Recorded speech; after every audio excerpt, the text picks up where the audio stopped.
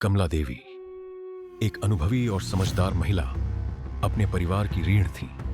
लेकिन जब उनके बेटे की शादी हुई तो उन्होंने देखा कि उनकी बहू सुमन को परिवार में वह सम्मान नहीं मिल रहा जिसकी वह हकदार थी। घर के बड़े बुजुर्ग उसे पराया मानते और उसकी राय को नजरअंदाज किया जाता। कमला देवी ने तय किया कि वह इस सोच को बदलेगी। लेकिन क्या वह अपने परिवार की मानसिकता बदलने में सफल हो पाएंगी?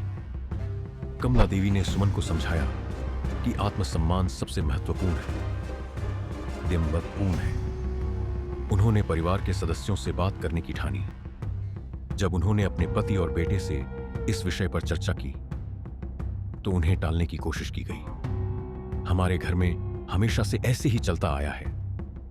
यह सुनकर कमला देवी को झटका लगा, लेकिन उन्होंने हार नहीं मानी। उन्होंने तय किया कि वह अपने कार्यों से परिवार को दिखाएंगी कि सुमन भी इस घर का अभिन्न हिस्सा है।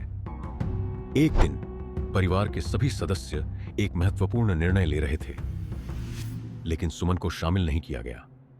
कमला देवी ने सबके सामने कहा, अगर यह घर सुमन की भी है तो उसके विचार भी मायने रखते हैं।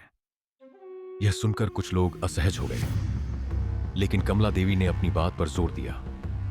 धीरे धीरे उन्होंने सुमन को घर के फैसलों में शामिल करना शुरू किया, जिससे परिवार के कुछ सदस्यों की सोच बदलने लगी। समय के साथ सुमन ने भी अपनी जगह बनानी शुरू कर दी। उसने घर के कामों में सक्रिय भूमिका निभाई और अपनी राय खुलकर रखनी शुरू की। कमला देवी ने हर कदम पर उसका समर्थन किया। धीरे धीरे परिवार के अन्य सदस्य भी सुमन की काबिलियत को पहचानने लगे। जो लोग पहले उसे पराया मानते थे, वे अब उसकी सलाह लेने लगे। कमला देवी की मेहनत रंग ला रही थी, लेकिन क्या यह बदलाव स्थायी रहेगा?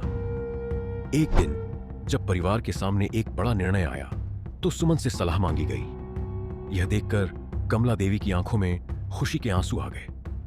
उन्होंने महसूस किया कि उनका संघर्ष व्यर्थ नहीं गया। सुमन अब सिर्फ बहू नहीं, बल्कि परिवार का अभिन्न हिस्सा बन चुकी थी।